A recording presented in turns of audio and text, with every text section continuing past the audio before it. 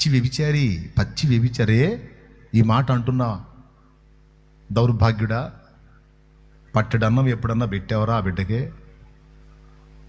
ఎందుకయిందిరా? అందులో నీ పాత్ర లేదా?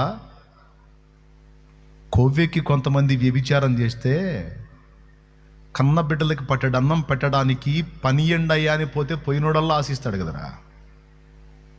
నీకు పనిస్తే నాకేందని అడిగినోడు లేడా? నీకు పనిస్తే నాకేంది అన్నోడు లేడా?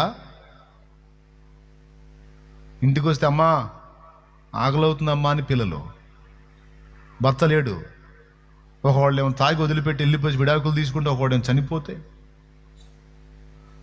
యవనస్తురాలు పిల్లలు పసిబిడ్డలు ఆ బిడ్డల కడుపులో ఆకలి చూసి నాకు చెప్పారండి కొంతమంది ఆడపిల్లలు, ఏడ్చుకున్న ఘోరంగా. మరేంది